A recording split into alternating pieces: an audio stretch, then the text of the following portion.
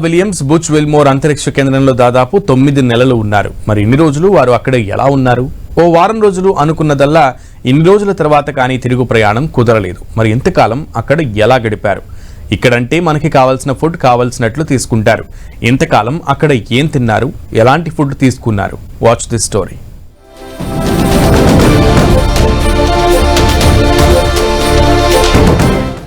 Sunitha Williams diet ఏంటి? 9 నెలలు space లో ఫిట్ గా ఉండటానికి ఏం తీసుకున్నారు?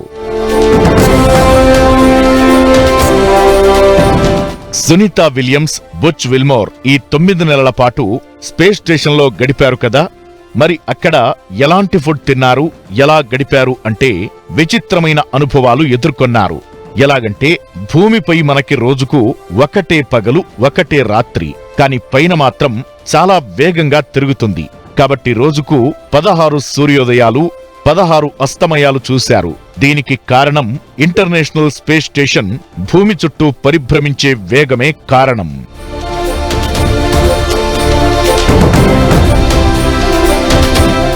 ఇక ఆహారం గురించి చూస్తే 3 నెలలకి ఒక్కసారి ఇక్కడి నుంచి పంపారని చెబుతున్నారు. ఒక్కో ఆస్ట్రోనాట్ కి 7 కేజీల ఆహారం అవసరం. అందులో సిరియల్స్ అంటే తృణధాన్యాలు, పాలపొడి, పిజ్జాలు, రొయ్యల కాక్టైల్, చికెన్, ట్యూనా ఫిష్ వాటిని వేడి చేసుకుని తినడమే చేశారు.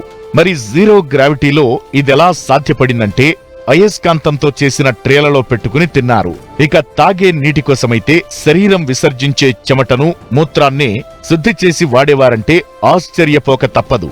అంతరిక్షంలో మన శరీరంలోని కాల్షియం ప్రతిరోజు తగ్గిపోతుంటుంది. అంటే ఎముకల డెన్సిటీ తగ్గిపోతుంది. కాబట్టి ఖచ్చితంగా విటమిన్ డి, కాల్షియం ఉండే ఫుడ్ తీసుకోవాలి. అలానే కండరాల బలం తగ్గకుండా ప్రోటీన్లు కావాలి.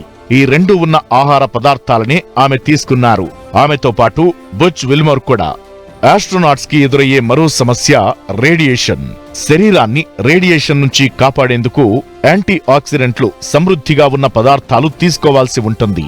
అలానే ఇమ్యూనిటీ కోసం vitamin C, zinc, probiotic diet కూడా వీరిద్దరి ఆహారం ఉండేది.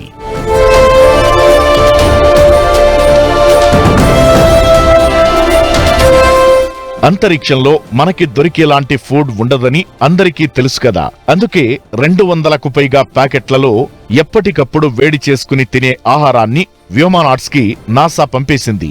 ఉదయం అల్పాహారంలో రీహైడ్రేట్ చేయగల స్క్రాంబుల్డ్ గుడ్లు, ఓట్ మీల్ లేదా గ్రానోలా ఉండగా, అలాగే ప్రత్యేకంగా రూపొందించిన పౌచులలో క్రీమ్, కాఫీ తాగుతారు.